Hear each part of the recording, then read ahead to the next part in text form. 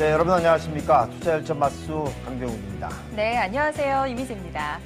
자, 코스피 지수가 오늘 4일 만에 반등을 했습니다. 1800선 위로 올라오게 됐는데요.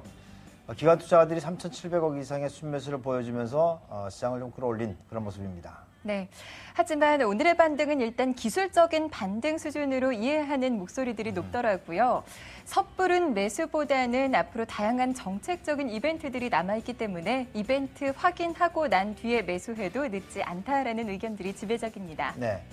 일단 우리 시장은 내일 현충일로 휴장을 합니다. 하지만 해외에 있는 변수들은 우리가 지켜봐야 될 것 같은데요. 특히 ECB의 통화정책회의 어떤 결과가 나오는지 잘 좀 지켜봐야 될 것 같습니다. 네. 자, 오늘도 저희가 꼼꼼하게 대응 전략들 준비해봤습니다. 앞으로 1시간 동안 저희와 함께해 주시기 바랍니다. 투자열전 맞수 35번째 공방 지금 본격적으로 시작합니다.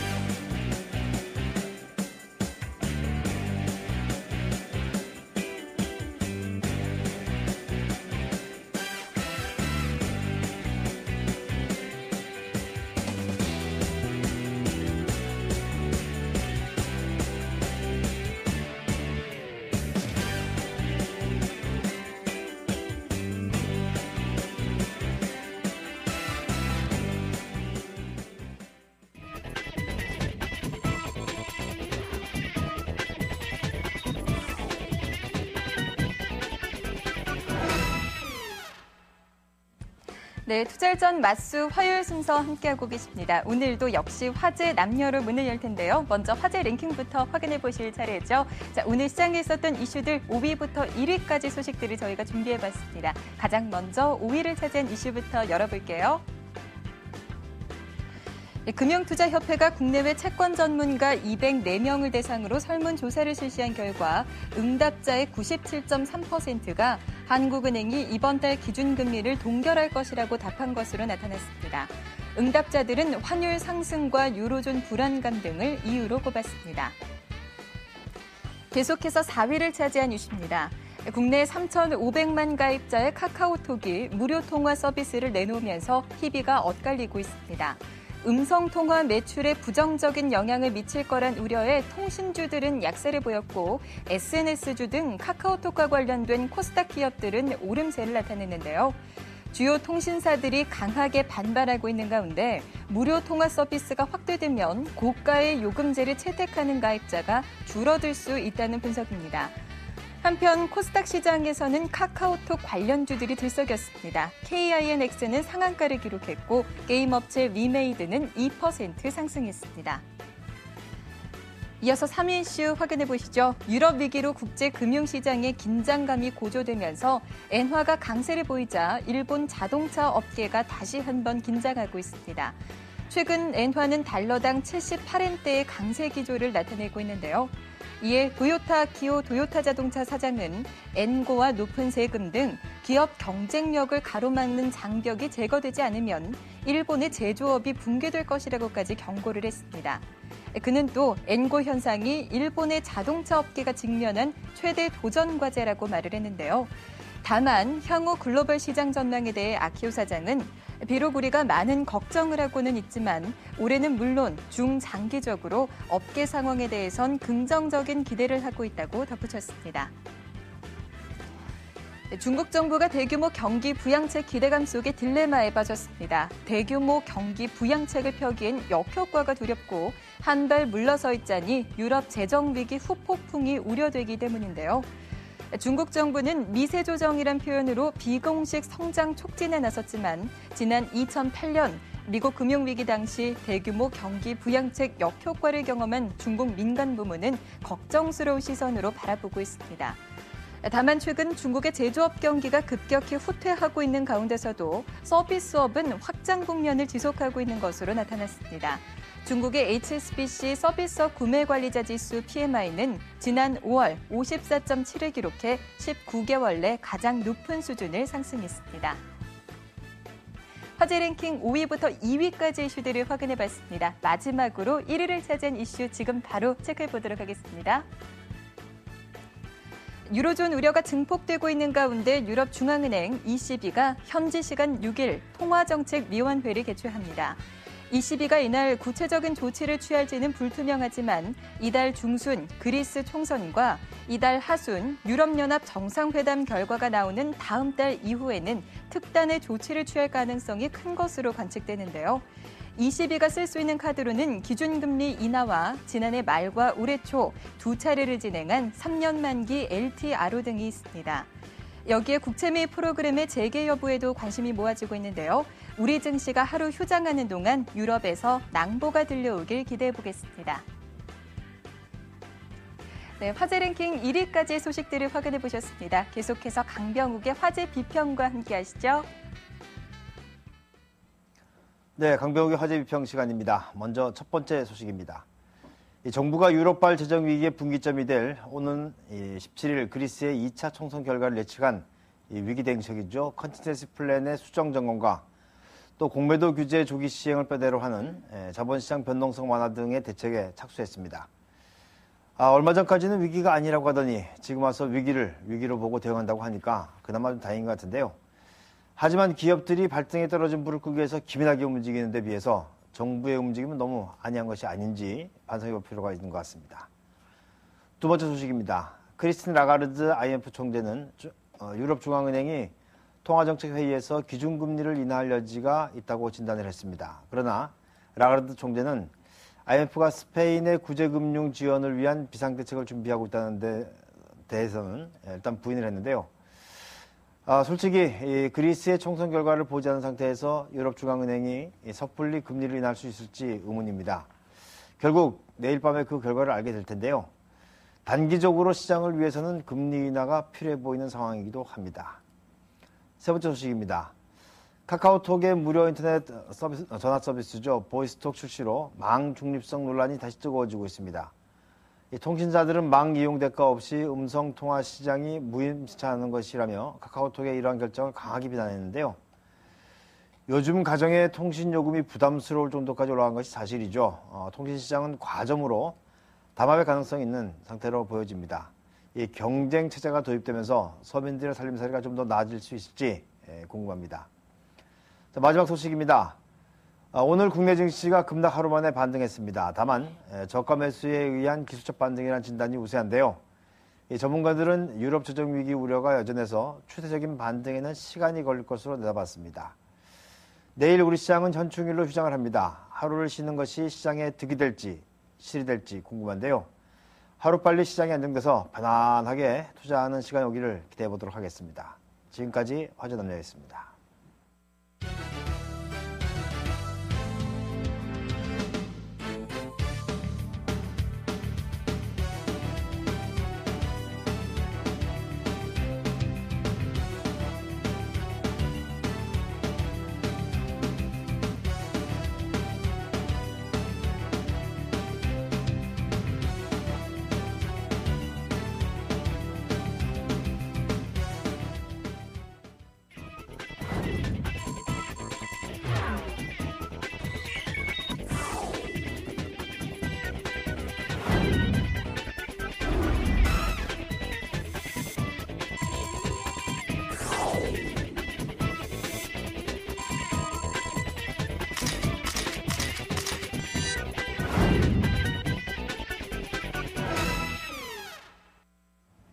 네, 투자일전 맞수 35번째 공방 함께하고 계십니다. 증시가 닷새 만에 반등 흐름을 나타냈는데요. 시장 얘기 조금 더 구체적으로 나눠보도록 하죠. 오늘 함께해 주실 두 분 소개해드리겠습니다. 리치인베스트먼트의 신기영 대표, CK증권트레이딩센터의 한잔덕 대표 자리하셨습니다. 두 분 어서 오세요. 네, 안녕하십니까. 네, 반갑습니다. 자, 코스피가 급락 하루 만에 반등을 하면서 1800포인트 위로 올라오긴 했는데요. 하지만 시장에서는 좀 더 추가적인 바닥 확인 과정이 필요하지 않겠나 보고 있는 상황이기도 합니다. 오늘 두 분들 대응 어떻게 하는지 궁금한데요. 신 대표께서는 오늘 어떻게 대응하셨어요? 그러니까 최근 근래 시장이 굉장히 좀 많이 어렵습니다. 그래서 중기로 가지고 있는 포지션을 일부 좀 현금을 좀 만들어서요. 그 현금 만든 거 가지고 좀 단기 트레이딩을 좀 하는 그 과정으로 진행을 했습니다. 그래서 오늘 같은 경우에 좀 단타 형식으로 좀 거래를 좀 했었습니다. 웬만해서는 그냥 슬슬 웃으면서 그냥 감내하시는데 힘들다고 하시니까 진짜 힘든 것 같네요. 아, 예, 그렇습니다. 예, 한 대표께서는 오늘 어떻게 대응하셨습니까? 되게 화요일마다 계속 반등하는 흐름이라서 조금 희망적인 생각을 또 했다가 또 주중에 또 계속 또 반락하고 이런 흐름 계속 되고 있는데요. 오늘 같은 경우는 저희 같은 경우 좀 관망하는 시간을 좀 보냈습니다. 지금 장이 이벤트 때문에 너무 많이 휘둘려가지고 사실은 뭐 제대로 된 매수 자리 찾기도 매도 자리 찾기도 너무 힘드니까 일단 좀 지켜보자. 그리고 좀 쉬었습니다. 네. 네, 말씀하신 대로 여전히 지금 이벤트들이 많이 있죠. 유럽발 불안감이 있는 가운데서 우리가 또 ECB의 금리정책 회의도 봐야 될 것 같고 이 ECB의 정책이 과연 시장에 모멘텀을 줄 수 있을지 궁금한데요. 오늘의 주제부터 먼저 확인해 보도록 하겠습니다.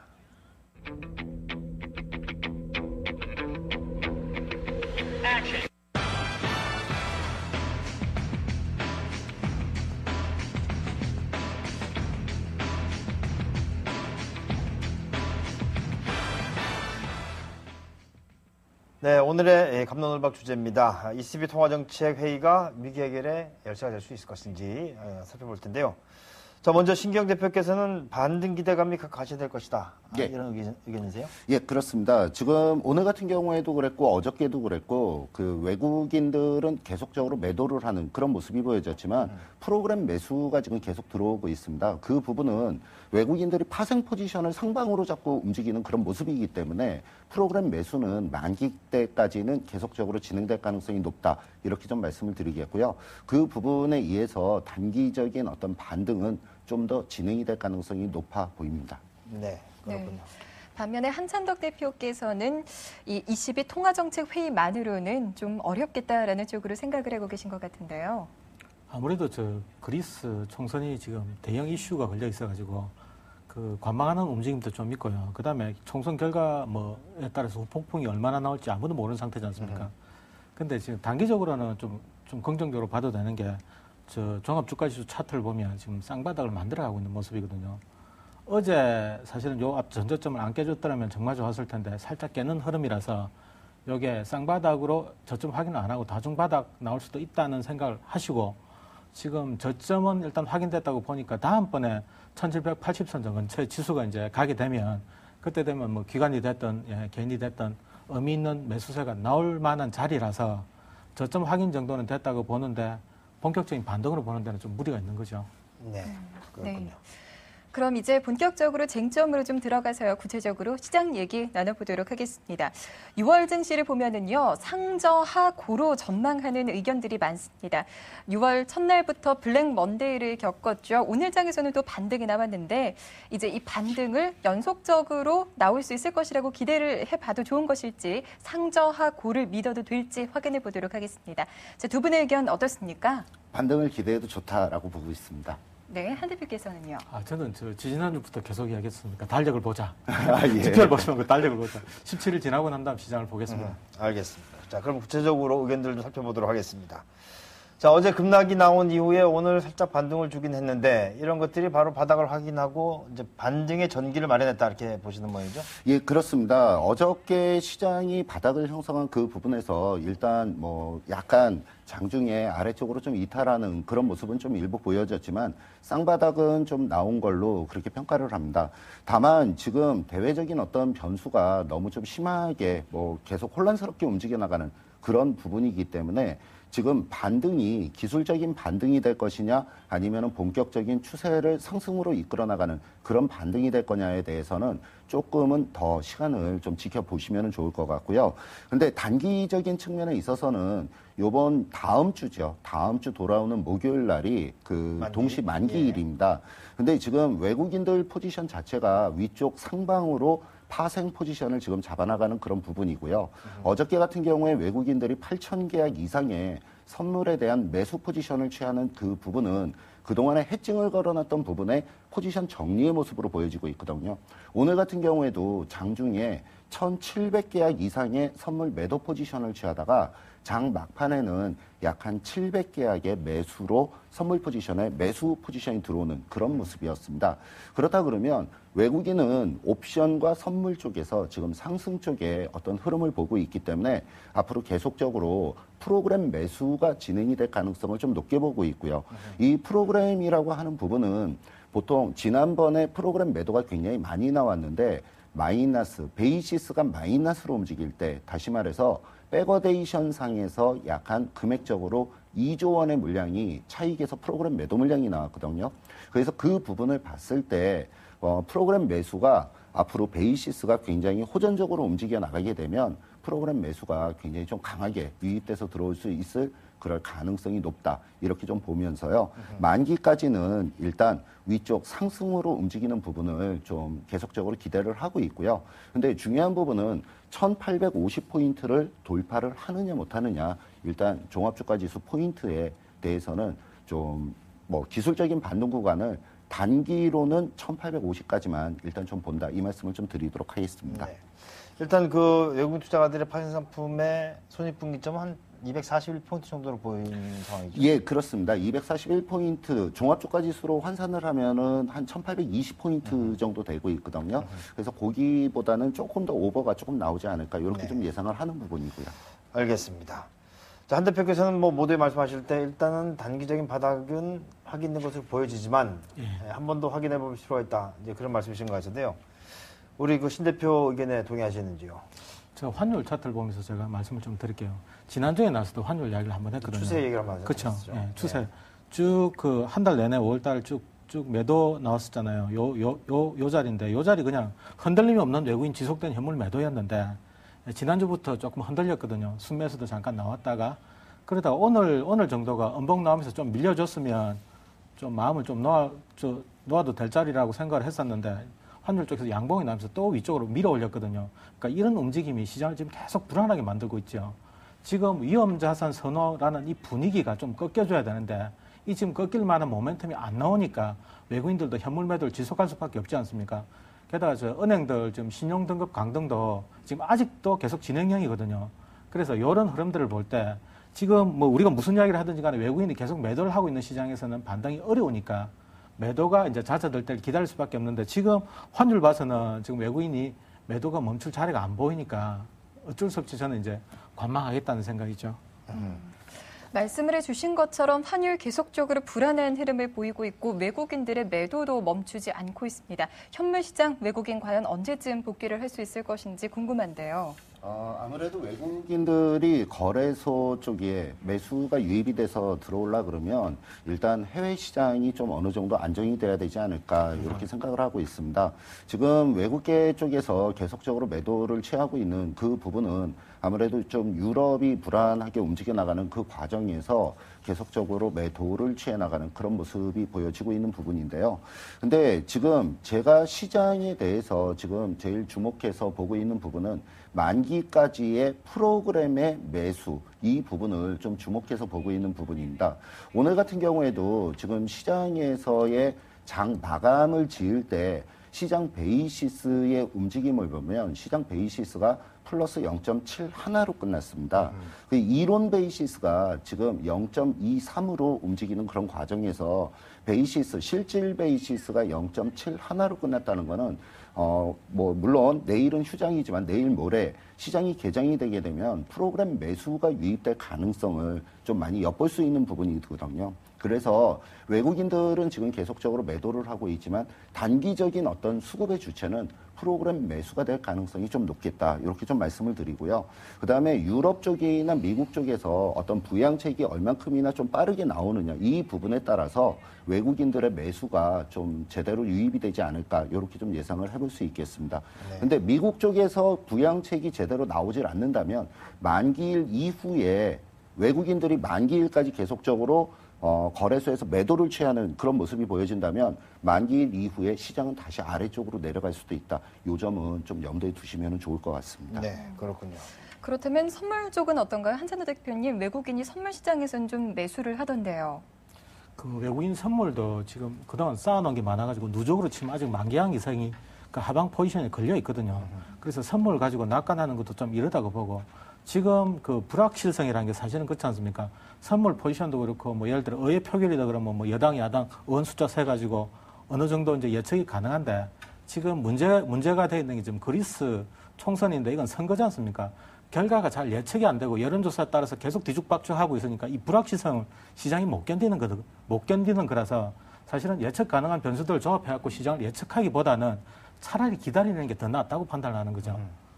확인을 한번 하는 것이 오히려 더 예, 낫다. 그렇죠. 예, 예. 알겠습니다. 자, 그러면 두 번째 쟁점으로 좀 들어가 보도록 하겠습니다. 이 유로존 리스크를 상쇄할 수 있는 시장의 다른 모멘텀이 있어야 되는 것이 아니냐, 이렇게 보고 있는데요. 네. 아무래도 모멘텀을 줄 수 있는 것은 중국으로 보여집니다. 과연 중국 쪽에서 희망이 있는지 두 분의 의견을 듣고 싶은데요. 자, 두 분 어떻습니까? 신 대표, 중국 쪽에 모멘텀이 있을 것 같아요? 예, 가능성은 있다라고 그렇게 보고 있습니다. 네. 근데 지금 중국 쪽에서 일단 중국발 모멘텀이 지금 좀 시작은 되고 있는 그런 모습들입니다. 근데 그 실질적으로 보면 지금 소비 쪽으로 좀 국한을 시키면서 소비 촉진을 만들어내려고 하는 그런 부분을 많이 보여주고 있는데요. 중국은 소비 쪽보다는 약간 제조 쪽이 먼저 좀 우선적이지 않을까 이렇게 좀 생각을 하고 있는 부분이고요. 알겠습니다. 예. 예. 한 대표께서는 어떻게 그 중국 쪽 모멘텀을 기대할 수 있을까요? 중국 쪽 지표는 일단 기대를 하지 말자는 거죠. 지금 예, 경제 지표가 큰 폭 호전대가 나올 만한 상황도 아니고 그리고 중국에서 지금 계속 내놓는 그 경기 부양책들이 지금 내수를 부양하겠다는 건데 이 내수도 자국 그 회사에 도움이 되는 방법으로 지금 교묘하게 조정을 하고 있지 않습니까? 지금 어제 나온 그 자동차도 국내에서 생산된, 중국 국내 말하는 거죠. 생산된 자동차 뭐 성차에 안에서 뭐 보조금을 지급한다는 시기고 지금 계속 그러니까 해외 기업, 우리 기업보다는 중국 내수 부양, 자국 기업 보호 쪽으로 지금 초점이 맞춰져 있다 보니까 사실은 중국에서 나오는 부양책이 시장에서 어떤 의미를 가진 모멘텀이 되기가 힘든 상황이니까 네. 요거를 감안하셔야 될 것 같습니다. 예. 네. 신 대표님께서 조금 전에 잠시 언급을 해주셨다시피 예. 중국 쪽에서 제조업보다는 서비스업 쪽이 조금 더 나은 모습을 보이고 있어요. 예, 그렇습니다. 네. 지금 뭐 지표가 나오는 부분을 보더라도 뭐 제조 쪽보다는 서비스 쪽이 지표가 좀 좋게 나오는 그런 부분인데요. 뭐 한나라 국가 경제 그러니까 GDP 성장률을 보통 따질 때 뭐 소비, 그다음에 제조, 그다음에 정부 지원, 그다음에 수출 수입 이 부분을 가지고 한나라의 경제 지표를 많이 따집니다. 근데 지금 중국 같은 경우에는 제조가 좀 안 좋으니까 소비 쪽을 좀 촉진을 시키면서 어떤 경기 부양을 일정 부분 만들어 나가려고 하는 그런 부분이고요. 그 부분이 지금 일단 스타트는 부양책에 대한 어떤 스타트는 들어갔다. 이렇게 좀 평가를 해볼 수 있는 부분이 됩니다.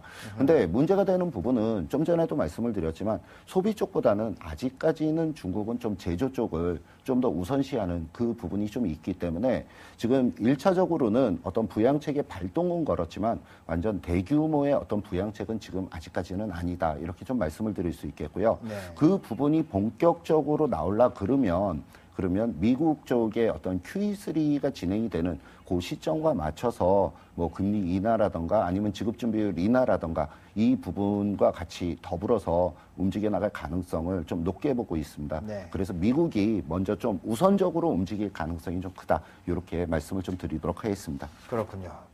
한 대표께서도 이제 모두 말씀해 주실 때 지표는 우리가 뭐 별로 중국 쪽에서 기대하지 말자. 지표를 기대할 게 없다면 오히려 부양책의 가능성이 더 있는 거 아닌가요? 그렇죠. 근데 정책밖에 기댈 게 없는데 지금 나오는 정책들도 교묘하게 지금 중국 내수시장 뭐 자극하는 정도이지 지금 우리까지 훈풍이 돌 정도는 아닌 것 같고요. 그리고 지금 중국도 뭐 나름대로 정권 교체에 있다 보니까 강력한 정책들은 지금 안 나오고 있는 상태거든요. 그래서 기댈 게 그나마 중국밖에 없는데 중국에서 보여주는 모습들도 좀 실망스러운 데가 있어서 결국 뭐 신 대표님 말씀하신 대로 지금 QE3 정도가 좀 그나마 괜찮은 자리 정도 같은데 이것조차도 사실은 그리스 총선 결과를 보고 나올 가능성이 또 있다고 생각을 하니까 결국은 좀 기다리는 게 맞다고 보는 거죠. 네, 알겠습니다. 그럼 뭐 단도직입적으로 미국 쪽 이야기도 좀 해보죠. 미국이 최근 나오는 고용 지표도 그렇고 경기 지표들이 그다지 좋지 않게 나오는 그런 상황입니다. 그러다 보니까 오히려 미국에 있는 전문가들도 그 QE3를 할 가능성이 크다 60% 정도가 그렇게 생각하고 있던데요. 네. 자, 신 대표께서는 어떻게 보십니까? 지금 미국의 지표 부진이 오히려 QE3를 빨리 불러올 수 있지 않겠나 하는 의견들도 있는 것 같은데요. 예, 저도 그렇게 좀 보고 있습니다. 그러니까 지금 계속적으로 갑작스럽게 얘기가 대두가 되기 시작했어요. 유럽의 어떤 좀 불안한 부분들이 실물 경제로 전이가 될 가능성이 높다라는 그런 얘기들이 지금 나오기 시작을 하고 있습니다. 그래 이 부분의 얘기가 나오기 시작을 하면서 지난 금요일인가요? 지난 금요일 날 미국의 고용 지표가 안 좋게 나오면서 미국 시장이 급락을 하고 전 세계 시장이 굉장히 크게 하락을 하는 그런 모습이었습니다. 월요일 날 우리나라 시장도 거의 한 50포인트 가까이 하락으로 움직이는 그런 과정이 진행이 됐었고요. 근데 그런 부분의 움직임이 나오니까 재미있는 기사가 하나 나왔습니다. 재미있는 기사를 보면 월가의 투자 정보지 중에 가트먼 레터라는 회사가 있는데요. 그 정보지를 보면 거기에 가트먼이 2달 내에 QE3를 진행할 가능성이 100%다. 이런 어떤 기사가 나왔습니다. 그러면 그 부분이 지금 미국 쪽에서 지표가 안 좋게 나오면 나올수록 QE3에 대한 어떤 진행 시기는 좀 더 빨라지지 않을까 이렇게 좀 예상을 해보는 부분이고요. 그 부분이 당분간 계속적으로 QE3에 대한 어떤 기대 심리를 조금씩 더 높여나가는 그런 부분으로 작용을 해나가지 않을까 이렇게 좀 보여집니다. 그래서 경기 부양책이 그러니까 경기 지표가 안 좋게 나오면 나올수록 경기 부양책은 좀 더 가속화될 가능성이 높다. 이렇게 말씀을 좀 드리겠습니다. 네. 한찬덕 대표께서는 어떻게 보세요? 이번 주에 베이지북도 발표가 되죠? 그래서 언급 정도는 하겠지만 뭐 QE3 이야기는 결국 그리스 총선 이후 나온다고 볼 수밖에 없고 만약에 그쪽 결과가 잘못됐을 때 그 후폭풍을 감당할 만한 그 재료들이 사실 없지 않습니까? 그래서 이런 카드들은 아낄 수밖에 없는 상태이고요. 그리고 고용 문제는 뭐 어떤 형태로든 언급이 한번 될 것 같거든요. 너무 걱정스러운 부분이 많잖아요. 실제로 미국이 고용까지 꺾이면 경제 그 회복세가 완전히 꺾였다고 봐야 되니까 이쪽을 자극할 만한 뭐 예를 들어 립 서비스 정도는 얼마든지 나올 만한 상황으로 봐야 되고요. 그리고 지금 어떤 형태로든지 간에 지금 시장도 많이 눌려가 있고 매수세가 눌린 상태고 그다음에 여러 대책들도 많이 연기가 돼 있는 상태이기 때문에 지금 유럽이 겪고 있는 위기도 사실은 뭐 당장 돈이 없어서 이런 건 아니지 않습니까? 정책이 문제가 되는 거니까 언제라도 시장이 급등할 개연성은 있는데 이런 정책들조차도 지금 미뤄지고 있어서 만약에 그리스 총선 결과가 뭐 좋게 나온다고 하면 또 시장이 폭발적으로 한번 반등할 가능성도 있기 때문에 조금 기다리시는 게 나을 것 같습니다. 네, 알겠습니다. 자, 그럼 결국은 시장의 이벤트들을 또 점검해보지 않을 수 없는 그런 상황인데요. 세 번째 정적으로 좀 가보도록 하겠습니다. 자, 6월에 뭐 다들 아는 바와 같이 대외적으로 이벤트들이 줄줄이 있죠. 유로존 총선 또 EU 정상회담 많은데요. 과연 이 이벤트들이 우리에게 긍정적인 영향을 줄 것인지 궁금합니다. 두 분 의견 어떠신지 궁금한데요. 신 대표 긍정적입니까 부정적입니까? 저는 긍정적입니다. 예. 예. 한 대표께서는요? 예, 저도 긍정적으로 보고 있습니다. 네. 네. 두 분 다 긍정적으로 보고 계시네요. 먼저 그럼 유로존 이벤트부터 체크를 해보도록 하죠. 국내 증시 휴장 중에 이제 ECB 통화정책회의 열리겠고요. 예. 그리고 그리스 총선도 앞으로 예정이 되고 이벤트들이 참 많아요. 예, 그렇습니다. 네, 즉시 전망을 좀 해주신다면은요. 일단 뭐 어떤 이벤트에 대해서 논하기 전에 어떤 경제 상황에 대해서 먼저 말씀을 드릴 부분이요. 항상 계속적으로 그래왔습니다. 항상 위기가 나오면은 그 부분에 대한 어떤 해결의 실마리가 나오게끔 돼 있습니다. 그러니까 이번 같은 경우에 지금 이벤트가 굉장히 많이 몰려있는 그 부분도 지금 굉장히 극도로 위기감을 느끼고 있는 부분이기 때문에 그 해결의 실마리가 이제부터 서서히 나오지 않을까 이 부분을 좀 예상을 하고 있는 부분이고요.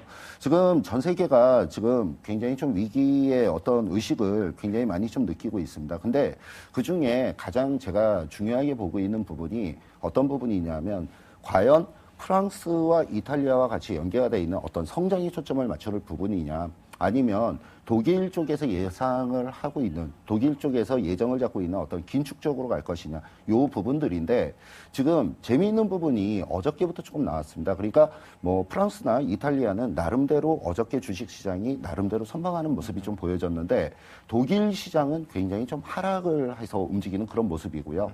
지금 현재도 유럽 시장이 움직이는 부분은 프랑스 시장은 한 0.7% 정도 상승으로 움직이고 있는데 독일은 반대로 한 0.7% 하락으로 움직이고 보여지고 있습니다. 이런 부분을 보면 지금 독일의 입지가 점점 축소가 돼서 움직이면서 성장 쪽으로 조금 더 포커스가 맞춰지는 것이 아닌가 이렇게 좀 보여지고 있고요. 그런 부분으로 본다 그러면 일단 독일 쪽에 있어서의 어떤 정책적인 변화가 나올 가능성이 높다. 이렇게 좀 보고 있습니다. 그래서 독일의 정책적인 변화가 나온다 그러면 위기를 탈출할 수 있는 어떤 해결의 실마리가 서서히 나오기 시작할 거다. 이렇게 좀 평가를 하고 있습니다. 네, 그렇군요. 자, 한 대표께서도 일단은 기본적인 스탠스는 긍정적이세요. 네, 긍정적인 때 이런 걸 걱정하는 거죠. 지금 우리나라도 그렇고 미국도 그렇고 지금 중국도 그런다는 이야기가 지금 나오고 있죠. ECB에서도 뭐 그렉시트 대비해갖고 충격이 생길 경우에 컨디션 비상 계획을 지금 짜는 거지 않습니까? 그러니까 그 모든 그 비상 계획이라는 게 뭐 여러 가지 대책들을 모아놓은 형태일 수밖에 없지 않습니까? 그래서 지금 나올 수 있는 대책들조차도 지금 유보되고 보류된 것들이 많아서 이런 것들이 그 그리스 총선 전에 풀릴 가능성이 좀 적다고 보는 거고요. 그래서 기다리는 게 맞다고 보는 거고. 제가 자꾸 이야기를 하는 이유는 그렇습니다. 저 개인 투자자들이 이제 매매 판단을 할 때 사람 말이냐 말란 말이냐 답을 주는 거잖아요. 제가 하는 말은 그거죠. 차분히 기다리면서 바닥에서 모아가시면서 뭘 기다려야 되냐면 6월 20일 날 그 MSCI 선진지수 편입하고 그리스 총선 2개를 기다리시면서 이 결과에 따라서 시장이 큰 폭으로 반등할 개연성이 지금 충분히 있거든요. 왜냐하면 정책의 위기라서 어느 쪽이든지 정책 쪽에서 예를 들어 긍정적인 방향으로 자리를 잡아준다고 하면 시장이 큰 폭으로 반등할 수밖에 없지 않습니까? 시장이라는 게 항상 눌리게 되면 결국은 반발을 하거든요. 지금 시장이 5월달, 6월달 계속 지금 상방 쪽에서 스트레스를 받아가 눌려 있는 상태이기 때문에 요 에너지가 저장이 돼 있기 때문에 나중에 결과가 좋아지면 반등을 하는데 지금 미리 사면 아직 지금 열흘 가까이 남았지 않습니까? 샀다가 손절치고 샀다가 손절치고 이러다가 에너지다 이제 다 소진되는 거죠. 그거 안 된다는 이야기죠. 그래서 제가 지금 기다리자는 이야기는 딴 게 아닙니다. 기다리면서 대형주들, 지수 관련 대형주들 저점에서 조금씩 계속 모아가시면서 한 열흘 정도를 보내고 그리스 총선 결과를 보고 거기서 만약에 문제가 생기면 그때는 얼른 틀어야 된다는 생각이고요. 개인이 지금 기관이나 외국인들보다 정보가 빠릅니까? 뭐 자금이 많습니까? 그거 아니지 않습니까? 속도지 않습니까? 준비하고 있다가 터뜨리자는 이야기죠. 그러다가 만약에 상방으로 간다고 하면 이미 사놨기 때문에 허겁지겁 시장을 따라갈 필요가 없는 거거든요. 그래서 제가 이런 이야기를 지금 하고 있습니다. 네.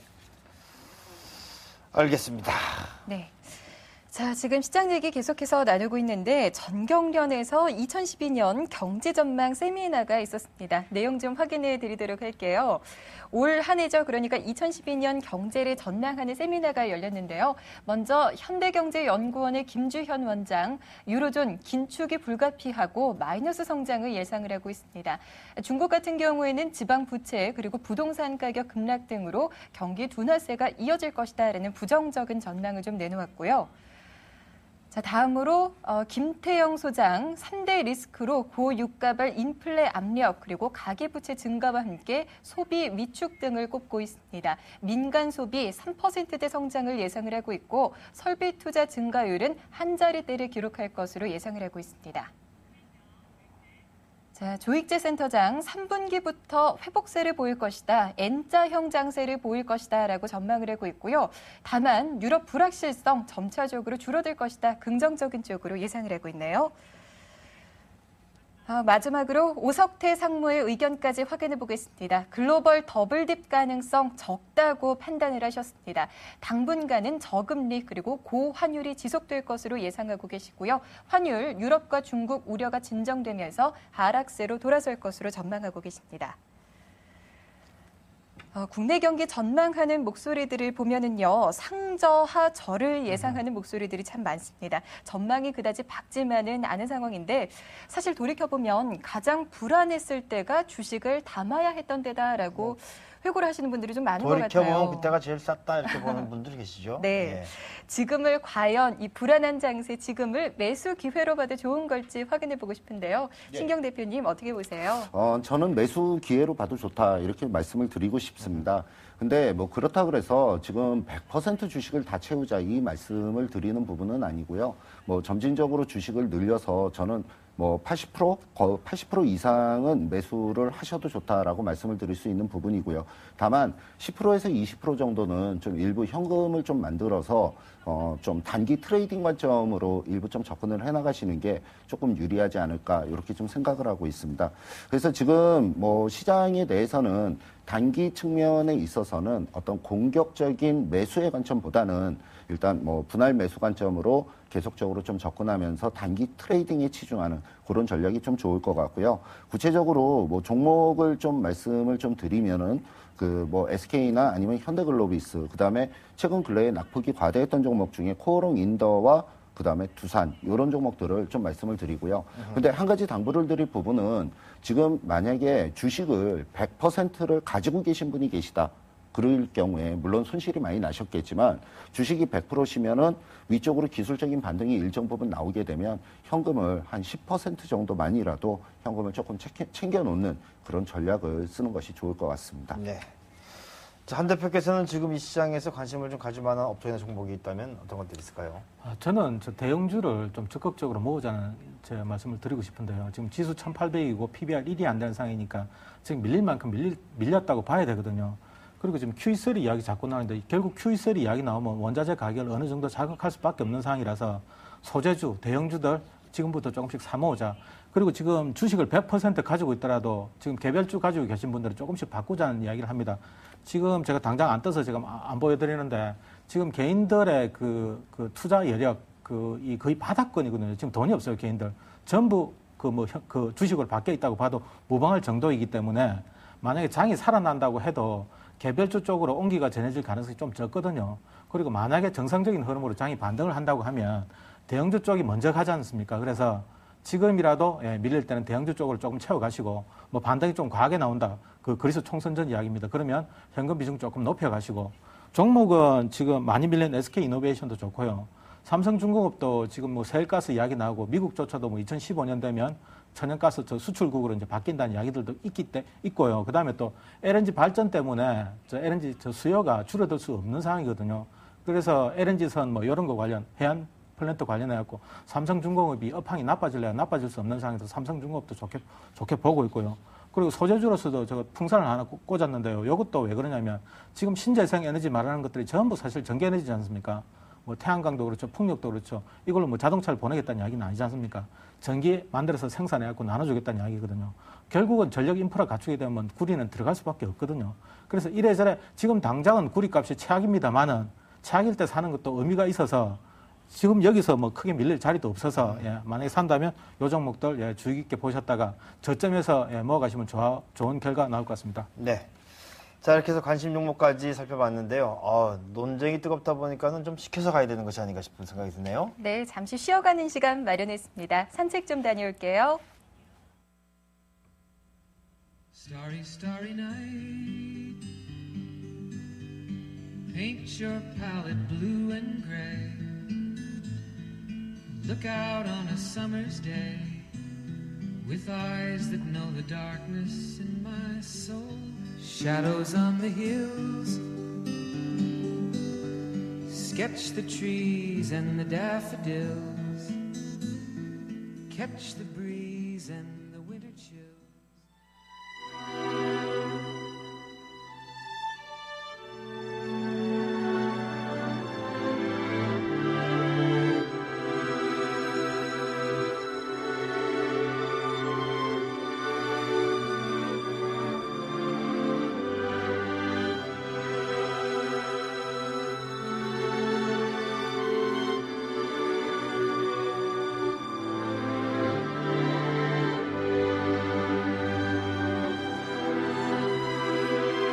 네, 주식 투자 속에서 희노애락을 함께 느꼈던 작품들을 소개하는 시간입니다. 네. 자, 오늘은 신기영 대표의 플레이리스트, 영화 퍼펙트 게임을 보고 왔는데요. 여러분도 뭐 다 아시는 이야기 되겠습니다. 최동원 선수와 또 선동열 선수의 이야기인데, 영화 내용은 어떻게 진행이 되는가요? 최동원 선수가 선동열 선수의 선배가 되죠. 선배죠. 국가대표 선배입니다. 예. 그래서 최동원 선수를 보고 선동열 선수가 굉장히 좀 흠모를 많이 합니다. 그러면서 서로 자기의 어떤 구단에서 굉장히 열심히 하면서 마지막에는 결국은 두 분이 같이 시합을 겨루게 되거든요. 시합을 겨루는데 그 시합을 겨루는 그 부분이 아주 뭐 서로 최선을 다했다. 라고 하는 부분에 아주 퍼펙트하다라 그래서 영화 제목이 좀 퍼펙트 게임이라고 그렇게 지은 것 같습니다. 제 기억이 맞다면 15이닝인가까지 그냥 팽팽하게 그렇습니다. 가는 그거죠? 예, 맞습니다. 기억이 나네요. 그 게임을 본 기억이. 예. 예. 그래서 지금 그 부분을 제가 그 영화로 좀 선정을 해갖고 온 부분은, 저는 그 영화를 너무 감동 깊게 봤습니다. 뭐, 있는 힘을 다해서, 최선을 다해서, 뭐, 쉽게 얘기해서 어깨가 막 진짜 으스러지도록 던지고, 그 다음에 손가락이 문드러지도록 던지는 두 투수전이 아주 굉장히 좀, 심도가 깊게, 굉장히 좀 감동 깊게 느끼는 그런 부분이고요. 거기에 이제 마지막에 또 후보 선수가 한 분 있습니다. 실제 그 경기에서는 안 나왔던 부분인데 영화상에는 그 후보 선수가 마지막에는 말로 홈런을 치면서 이기는 그런 과정이 나오거든요. 그래서 그런 부분들이 좀 시장에서 주식을 접하는 부분에 있어서도 항상 좀 최선을 다하고 뭐 어려운 시기일수록 있는 힘을 다해서 좀 공부도 조금 하시고 있는 최선을 다해서 시장에 좀 몰입을 하신다 그러면 나중에 유종의 미를 충분히 거둘 수 있지 않을까 이렇게 생각을 하고 있습니다. 네. 뭐 최동원 또 손동열 두 선수는 뭐 최선을 다한 그런 선수들로 기억이 되고 있는데요. 한 대표께서는 이 최선을 다해서 종목을 찾았던 적이 있나요? 그런 면에서는 저 주식 말고 다른 분야에 계신 분들이 좀 부럽습니다. 저 나는 가수다 할 때 뭐 감정까지 넣어가지고 그 혼신의 힘을 다해서 노래를 부르는데 사실은 주식은 그렇게 하면 안 좋은 결과가 나오기 쉽거든요. 열정보다는 냉정이 필요한 부분이라서 요거는 좀 안타깝습니다. 저도 혼신의 힘을 다해서 뭔가 해가지고. 근데 사실은 그게 아니고 실제로는 감정을 빼고 좀 냉정하게 투자를 해야 되니까 이거는 좀 안타깝고요. 지금 아마 저 투자자들한테 필요한 건 이런 것 같습니다. 저 정시기억은에 뭐 바닥 3년 천정 3일 뭐 이야기 있지 않습니까? 고점은 짧고 저점은 많이 길거든요. 그러니까 참아야 할 때는 어쩔 수 없습니다. 아무리 냉정하게 하더라도 뭐 불의의 어떤 뭐 일들로 어쩔 수 없이 좋은 주식이 저가에 팔지도 못하는 경우가 생기거든요. 그때는 어쩔 수 없죠. 그래 뭐 많이 참아야 되니까 감정적으로 사실은 그렇습니다. 혼신의 힘을 다하는 거하고 조금 다른 문제라서 아니죠. 마음이 아픕니다. 이거는. 저마다 처한 상황에서 혼신의 힘을 다하는 게 다르니까 우리는 냉정을 갖는 것이 냉정 혼신의 힘을 다하는 것이다. 이렇게 뭐 생각하죠. 뭐. 네, 지금까지 신경 대표의 플레이리스트 영화 퍼펙트 게임 확인해봤고요. 계속해서 종목 얘기 조금 더 나눠보도록 할게요.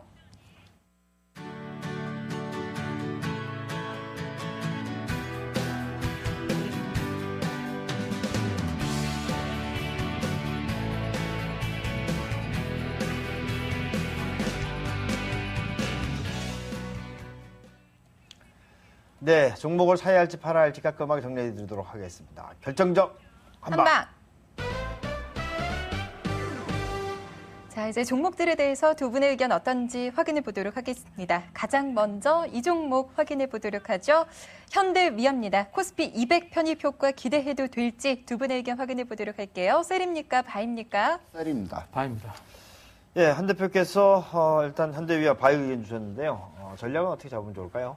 오늘 저 낙폭이 조금 있었는데요. 요거는 사실은 그렇습니다. 저 코스피 200 편입됐다는 이제 뉴스가 나오니까 뉴스에 파는 매물들이 좀 나온 것 같거든요. 근데 지금 1분기 실적도 굉장히 좋게 나왔고 2분기도 뭐 그렇고 계속 좋게 나온다고 하니까 성장성에 점수를 주고 싶습니다. 그래서 지금 바이 의견 냈고요. 지금 현대차도 그렇고 지금 시장에서 사실 IT 자동차 빼고는 이야기하기 힘들거든요. 근데 지금 자동차가 2분기에도 지금 실적 모멘텀이 여전할 거란 이야기니까 글쎄요, 그중에 이거를 버릴 만한 상황은 아니라고 생각이 되니까 매수 의견 내겠습니다. 네. 자, 신 대표께서는 하지만 현대위아에 대해서 매도 의견이신데요. 예, 그렇습니다. 지금 자동차 부품주들의 어떤 특징적인 부분들을 보면은 제일 먼저 자동차 부품 중에 제일 먼저 올라가는 종목이 현대위아가 올라갑니다. 그리고 현대위아가 꺾여 들어가면서 다른 주변 종목 쪽으로 자동차 부품이 확산되는 그런 경향들이 좀 많이 나타나거든요. 그래서 이 현대위아 같은 경우에는 지금 기관들에 의해서 그동안 계속적으로 위쪽으로 올라가다가 지금 오늘 기관들의 매도의 흐름이 나오면서 지금 기술적인 흐름이 일부 좀 이탈하는 그런 모습이 보여지고 있습니다. 그래서 제가 보기에는 중장기적으로는 굉장히 좀 긍정적으로 보고 있습니다. 있습니다. 다만 단기적인 측면에서 지금 차익 물량이 나오고 있기 때문에 매도 의견을 말씀을 드리고요. 일단 차트를 보면서 조금 말씀을 더 드리도록 하겠습니다. 네. 차트의 흐름을 보면은 오늘 위쪽으로 올라가면은 20일 이동평균선 있는 자리를 위쪽으로 돌파를 해서 17만 원 위쪽으로 올려쳤어야 되는데 그런 모습이 보여지질 못하고 있는 상황이고요. 16만 원 5천 원 있는 자리, 그 자리 아래쪽으로 내려가는 상황이기 때문에 지금 단기적인 측면에서는 한 15만 5천 원 있는 자리까지 충분히 내려올 수 있다라고 보고 있습니다. 그러면 지금 구간을 설정을 한다 그러면 일단 15만 5천 원에서 16만 5천 원에 단기 구간을 좀 설정을 하시고 단기 측면에서는 일단 매도 의견을 말씀을 드리도록 하겠습니다. 네, 알겠습니다. 자, 그럼 두 번째 종목 좀 보도록 하겠습니다. 오늘 외국인 매수 상위 종목에 오른 KT인데요. KT 두 분의 의견 어떻습니까? 바입니까? 셀입니까? 바입니다. 셀입니다. 자, 이번에 KT는 신경 대표께서 바이 의견이신데요. 예. 전략은 어떨까요? 일단 KT에 대해서는 기술적인 흐름이 굉장히 좀 좋다 이렇게 말씀을 드리겠습니다. 뭐 카카오톡의 얘기가 나오면서 통신주들에 대한 어떤 우려감이 좀 나오고 있는 부분은 사실입니다. 근데 그런 부분들이 뭐 사전에 반영이 됐는지는 뭐 정확하게 뭐라고 말씀을 못 드리겠지만 너무나 많이 하락했습니다. KT 같은 경우에. 근데 KT가 굉장히 크게 하락을 해서 움직여 나가는 과정에서 바닥권에서 지금 매수가 들어오는 그런 모습이 보여지고 있습니다. 기술적인 흐름을 잠시 한번 좀 살펴보도록 하겠습니다. 일단 KT의 흐름을 봤을 때 기술적인 부분에서 제가 제일 좋게 보고 있는 부분을 보면 그 어저께 움직여 나가는 부분이죠. 어저께 거래량을 폭발적으로 증가를 시키면서 28,000원 있는 자리에서부터 봉을 세우고 위쪽으로 올라가는 그런 모습이 보여지고 있습니다. 그래서 추가적인 상승이 좀 더 이어져 나갈 가능성이 높다라고 보고요. 단기적인 측면으로 보면은 일단 목표가 31,000원, 그 다음에 손절 라인은 28,000원을 기준으로 잡으신다 그러면 매수를 해 보셔도 좋겠다. 이 말씀을 드리도록 하겠습니다. 네. 자, 신경 대표께서는 KT 매수 의견이시고요. 한 대표께서는 셀 의견이에요?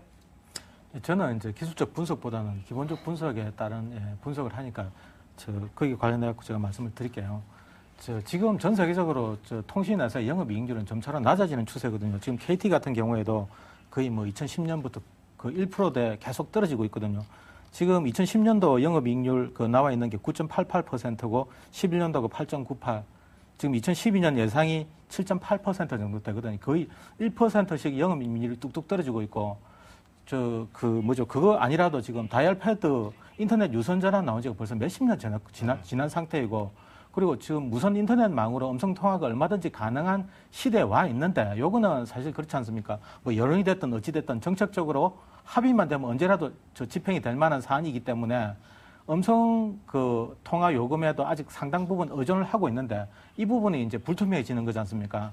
게다가 지금 통신산업도 점차로 규제산업의 영역에 들어가고 있어가지고 계속 정부에서도 지금 통신요금 규제 이야기가 계속 나오고 있어서 사실은 KT 같은 경우에는 영업이익률도 떨어지고 성장도 정체되어 있는 상태라서 앞을 보는 회사이기보다는 지금 새로운 수익 모델들을 계속 발굴하고 만들어 나가야 되는데 지금 이 과정에 있다고 보니까 당분간은 주가가 긍정적인 모멘텀 받기 힘든다고 보고 있습니다. 그래서 네. 매도 의견 냈습니다. 알겠습니다. 예, KT까지 해서 오늘 종목들 마무리하도록 하겠습니다. 네, 오늘 이 두 분과 함께 했습니다. 지금까지 리츠인베스트먼트의 신경 대표, CK증권트레이딩센터의 한천덕 대표께서 수고해 주셨습니다. 두 분 고맙습니다. 고맙습니다. 감사합니다. 감사합니다.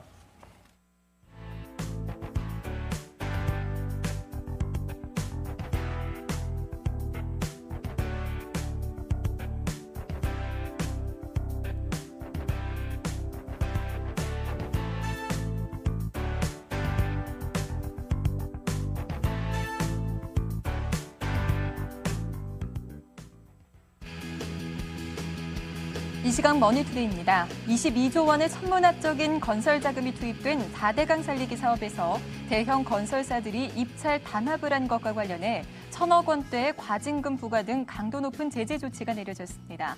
공정거래위원회는 5일 전원회의를 열어 4대강 사업 1차 턴키 공사 입찰 과정에서 공고 배분 담합 행위를 한 19개 건설사 가운데 현대건설, 대우건설, 대림산업 등 8개사의 시정명령과 함께 1,115억 4,600만 원의 과징금을 부과한다고 밝혔습니다. 공정위에 따르면 이들 19개 건설사는 2009년 4월 프레지던트 호텔과 프라자 호텔 등에서 만나 협의체를 구성하고 4대강 사업을 분할 수주할 목적으로 시공능력 평가액 순위 등을 기준으로 각 업체별 지분율을 배분한 것으로 알려졌습니다.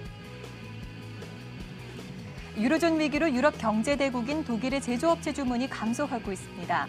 독일 경제재정부는 지난 4월 계절 조정과 물가를 감안한 공장 주문이 전달보다 1.9% 줄었다고 밝혔는데요. 이는 블룸버그가 조사한 시장의 예상치인 1.1%보다 감소폭이 큰 것으로 지난해 같은 달보다는 3.8%가 줄었습니다. 네, 최근에 유럽 쪽의 문제로 인해서 미국 시장도 급락을 하는 그런 모습이었고 반등을 쉽게 하지 못하는 그런 상황인데요. G7의 화상회의가 있고 그리고 또 QE3에 대해서 어떤 발언이 나올지 그거에 또 변수가 되겠죠? 네, 그렇습니다. 자, 리처드 피셔 댈러스 연방준비은행 총재를 비롯해서요. 세인트루이스 그리고 시카고 연방준비은행 총재 등의 발언 등이 예정이 돼 있으니까요. 주목해 보시기를 바라고요. 자, 이와 함께 경제지표 가운데서는 5월 ISM 비제조업 지수가 발표를 앞두고 있습니다. 네, 요즘에 지표들이 안 좋은데 서비스업 지표 잘 좀 지켜보시기 바라겠습니다. 네. 자, 현충일로 내일은 휴장이고요. 네. 저희는 목요일 오후 9시에 다시 찾아뵙겠습니다. 함께해 주신 여러분 고맙습니다.